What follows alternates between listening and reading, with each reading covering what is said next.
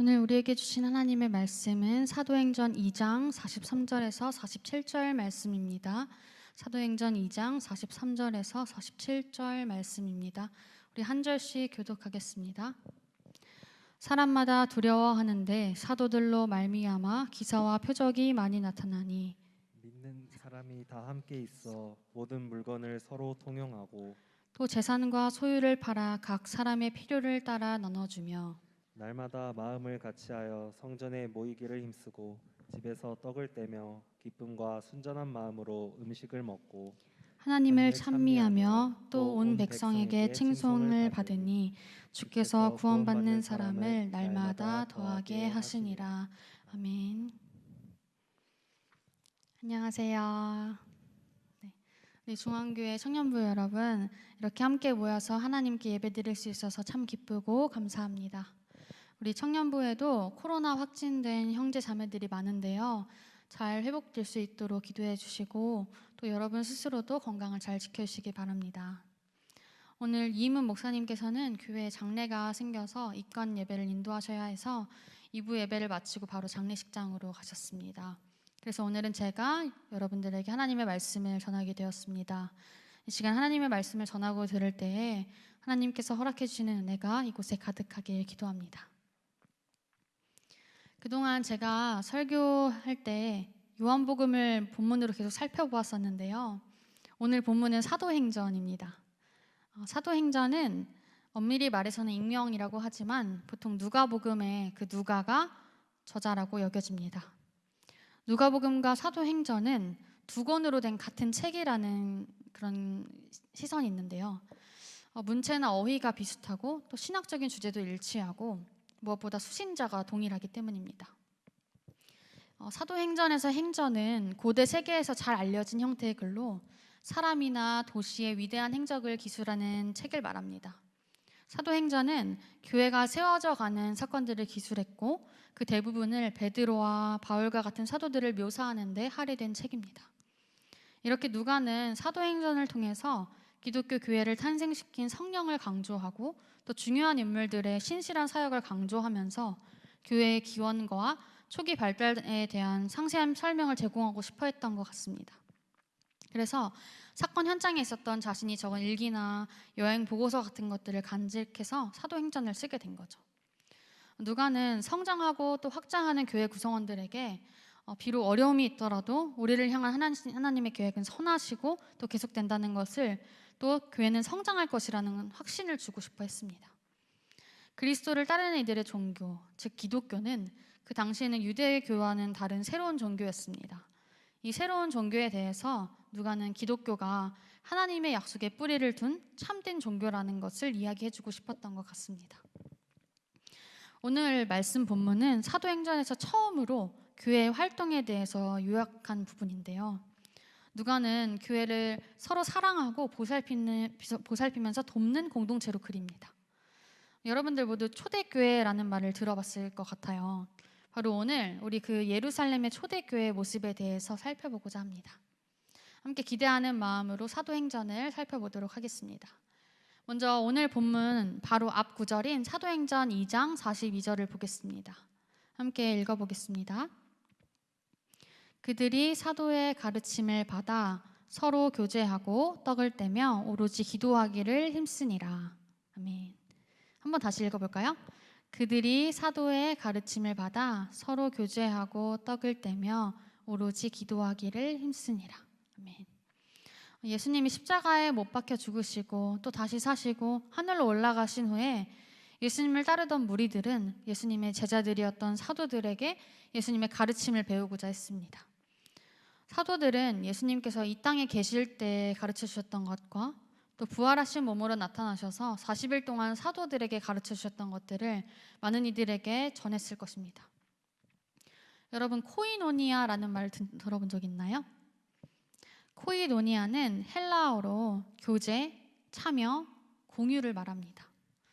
공동의 목표를 향해서 함께 참여하는 것, 또 사람과 사람이 서로 사귀는 것으로 이 코이노니아라는 단어는 신약 성서에서 교통함, 치밀한 연합, 상호 공유함, 참여적인 관계라는 중요한 신학적인 의미를 나타내는 말입니다. 이렇게 초대교회는 예수님의 가르침을 배우고 또 예수님을 닮아가기 위하여서 함께 떡을 떼며 먹고 함께 기도하려고 노력했습니다. 우리 그 다음 구절들을 이어서 살펴보겠습니다. 43절을 함께 읽겠습니다. 사람마다 두려워하는데 사도들로 말미암아 기사와 표적이 많이 나타나니. 사람들이 두려워했대요. 왜 그랬을까요? 사도들을 통해서 기사와 표적이 많이 나타났기 때문입니다. 기사는 신기한 일, 놀라운 일로 성경에서는 인간이 가진 그런 이성적인 생각을 뛰어넘는 일상생활을 초월한 일을 말합니다. 또 표적은 우리가 요한복음에서 다루었듯이 예수님이 누구신가를 나타내주는 기적을 의미하죠. 놀라운 일, 또 그 당시로서는 마법과 같은 일들이 사도들을 통해서 계속해서 일어나니까 교회는 성령의 권능과 또 그들 가운데에서 하나님의 임재를 나타내는 일들을 보고 놀라면서 동시에 하나님을 두려워하는 거룩한 두려움, 경건한 두려움을 경험했던 것 같습니다. 우리 다음 구절을 볼까요? 44절입니다. 믿는 사람이 다 함께 있어 모든 물건을 서로 통용하고. 여기서 믿는 사람은 예수 그리스도를 믿는 사람들을 의미하겠죠. 이들이 다 함께 있었다고 했어요. 함께 지내면서 서로 나눈 모든 것을 공동으로 소유했습니다. 근데 이 구절을 보면서 이거 공산주의 아니야? 라고 생각할 수도 있는데 그것과는 달랐어요. 무엇보다 함께 공유하고자 이렇게 내놨던 것은 정부가 강요하는 것이 아니었고 자발적으로 이루어진 것이었습니다. 정말 기쁜 마음으로 기꺼이 나눈 것이죠. 또 사람들은 여전히 개인적인 재산을 가지고 있었고 다른 많은 그리스도인들이 이 일 후에도 여전히 집을 소유했습니다. 그래서 그리스도인들이라고 해서 꼭 재산을 다 팔고 또 그 돈을 다 바쳐야 되는 그런 의무가 있었던 게 아니에요. 그런 의무는 없었고 초대교회는 오히려 하나님께서 칭찬하실 만한 그런 모습으로 기꺼이 자발적으로 자기의 재산을 공유한 부분들은 있었어요. 다음 구절을 한번 보겠습니다. 또 재산과 소유를 팔아 각 사람의 필요를 따라 나눠주며. 이 부분을 유진 피터슨의 메시지 성경으로 보면 그들은 자신들이 가진 것은 무엇이든 팔아 공동 자원으로 이용하면서 각 사람의 필요를 채웠다라고 되어 있어요. 이처럼 그리스도인들 사이에서는 참 관대하고 또 너그러웠던 것 같습니다. 우리 고린도후서 8장 14절을 볼까요? 제가 읽겠습니다. 이제 너희의 넉넉한 것으로 그들의 부족한 것을 보충함은 후에 그들의 넉넉한 것으로 너희의 부족한 것을 보충하여 균등하게 하려 함이라. 아멘. 이렇게 서로 남은 것이 있으면 다른 사람들이 부족하진 않은지 살펴보고 그들에게 보내면서 지냈다는 것을 알 수 있어요. 교회를 하나의 가족으로 보았던 것이죠. 이어서 사도행전 2장 46절을 읽어보겠습니다. 함께 읽겠습니다. 날마다 마음을 같이하여 성전에 모이기를 힘쓰고 집에서 떡을 떼며 기쁨과 순전한 마음으로 음식을 먹고. 아멘. 초대교회 성도들은 물질적인 재산을 공유하는 것에 그치는 것이 아니라 날마다 마음을 같이하면서 떡을 떼는 것, 즉 성찬과 교제 식사를 기쁘게 했고 가정 모임과 성전에서 함께 기도했습니다. 예수님을 따르는 새로운 종교이기는 했지만 여전히 이스라엘 공동체의 삶의 중심이었던 성전에서 모여서 예배를 드렸습니다. 대부분 유대교의 전통 속에서 자랐을 초대교회 성도들은 성전에서 모여 예배드리는 동시에 이스라엘에게 이제 약속되었던 하나님의 구원이 예수님으로 인하여서 임했다는 것을 선포해야겠다고 생각했어요. 그렇게 그리스도교는 완전히 새로우나 또 완전히 새롭지는 않았던, 완전히 새롭지는 않으나 또 완전히 새로웠던 이런 역설적인 종교였습니다. 마찬가지로 유진 피터슨의 메시지 성경에는 이렇게 나와 있습니다. 성전에서 예배를 드리고 나서 집에서 식사하고 하나님을 찬양하는 것이 그들의 하루 일과였다. 식사 때마다 즐거움이 넘쳐 흐르는 축제였다 라고 했습니다. 우리 47절을 함께 읽겠습니다.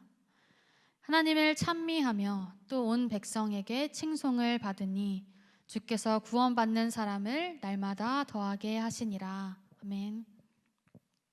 초대교회 성도들의 모임에는 항상 하나님의 위대하심을 찬양하고 또 하나님께 영광 돌리는 행위인 찬미를 했습니다. 그리고 사람들은 그 모습을 좋게 보았습니다. 우리가 누군가가 이렇게 잘 놀고 있는 모습을 보면은 나도 놀고 싶고 같이 또 함께 하고 싶은 마음이 들잖아요. 그 당시 사람들도 그랬던 것 같아요. 초대교회 성도들의 모습을 보고 함께하고 싶어하는 사람들이 많아졌습니다. 이렇게 하나님께서는 구원받는 사람들을 더하셔서 날마다 그 수가 늘어나게 해주셨습니다. 오직 하나님만이 사람들의 마음을 변화시켜서 회개하게 하고 또 하나님을 믿을 수 있도록 도와주시는 것이죠. 우리 또한 하나님께서 우리의 마음을 하나님께로 향하게 하셨고 또 회개하게 하셨고 하나님을 믿을 수 있도록 도와주신 것이라 믿고 감사합니다. 고대 세계에서는 한 종교가 긴 세월을 견뎌냈음을 입증하는 것에 대해서 굉장히 중요하게 생각했어요. 그래서 누가는 사도행전에서 교회를 하나님이 약속하신 것에 대한 성취이자 확장으로 표현합니다. 그리고 그 고대 세계의 종교였던 기독교는 지금 우리에게까지 이어져 오게 되었어요. 정말 긴 세월을 견뎌낸 것은 틀림없습니다. 그리고 기독교인인 우리는 주일 교회에 모여서 함께 하나님을 예배하고 하나님의 말씀을 듣고 있습니다. 오늘 설교의 제목이 주일 주님의 날이에요. 저는 지금 감리교 신학대학교에서 예배학 박사과정을 공부하고 있습니다. 이번 학기 수업 중에 주일에 대해서 연구하고 또 공부하는 시간을 가졌고 그 가운데 받은 은혜를 여러분들에게 전하고자 합니다. 모든 날이 하나님을 예배하는 날이 되어야 되는 건 맞지만 우리는 주일을 구별하고 하나님께 예배드리기 위해 모입니다. 이렇게 그리스도인들에게 주일은 중요한 의미를 가지는 데입니다. 그래서 초대교회 이후로 수많은 그리스도인들은 어떨 때에는 자신의 생명까지 걸면서 이 날을 거룩하게 지키고자 했습니다. 주일을 지키는 것 때문에 순교를 당하기도 했던 것이죠. 초대교회는 예수님의 부활 사건 그리고 성령 강림 사건을 경험하면서 구약의 약속들, 언약들이 성취되고 있는 그 시대를 자신들이 지금 살고 있다는 것을 잘 알고 있었습니다.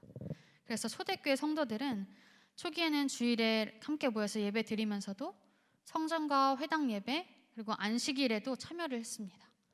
그러나 점점 주일을 예배의 날로 인식하게 됩니다. 성전과 회당에서 참여해서 드리던 예배는 지나갔고 새로운 예배가 자리 잡게 된 것입니다. 구약에서 나오는 희생 제사와 같은 예물들을 더 이상 드리지 않아도 되고 우리의 온 몸과 마음과 삶을 드리는 예배로 바뀌게 되었습니다. 또 유대교 절기에 먹던 음식들도 사라지고 새로운 의미를 가진 거룩한 식사, 이것이 자리를 잡게 됩니다. 옛날 형식들에 담겨져 있던 진리가 이제 새로운 형식의 옷을 입게 된 것입니다. 그리고 이 새로움의 중심에는 예수 그리스도가 계시죠. 계속해서 제 설교에 나오고 있는 단어가 있습니다. 바로 안식일인데요. 안식일은 유대교의 핵심적인 날로 단순하게 이렇게 쉬는 날이라기보다는 예배를 드리고 하나님을 경외하는 신앙의 삶과 관련이 있는 날이었습니다. 이 날은 하나님의 창조와 관련해서 즉 모든 것을 창조하시고 또 안식하신 하나님을 기억하며 지켜졌고 이것은 다시 하나님의 구속 사건, 즉 애굽에서 이스라엘 백성들을 구원하신 사건을 기억하면서 지켜졌습니다. 따라서 유대인들에게 안식일은 가장 중요한 날이었고 삶의 중심이었어요. 유대교의 전통 가운데서 살아왔던 예수님과 제자들도 당연히 안식일을 준수했습니다. 그러나 안식일의 주인이신 예수님을 믿는 초대교회는 예수님의 십자가와 부활 사건을 경험하면서 하나님의 창조 사건과 구속 사건이 새롭게 성취되고 또 시작되었다는 사실을 깨닫게 됩니다. 예수님이 부활하신 사건은 우리의 구원을 완성시키신 재창조의 사건이 된 것이죠. 즉 죽음에서 부활하신 예수님의 사건이 창조 사건의 완성이고 또 새 생명과 안식을 허락하신 시간이 되었습니다. 그러한 사건이 되었습니다. 이러한 부활하신 예수님을 믿었던 교회의 성도들은 더 이상 구약시대에 가졌던 안식일을 따르지 않고 이미 완성된 예수 그리스도의 안식을 즐기면서 장차 나타나게 될 영원한 하나님의 나라의 안식을 바라보게 되었습니다. 이렇게 그리스도의 부활과 함께 초대교회 그리스도인들은 안식일에 대한 관점이 변화된 것을 경험합니다.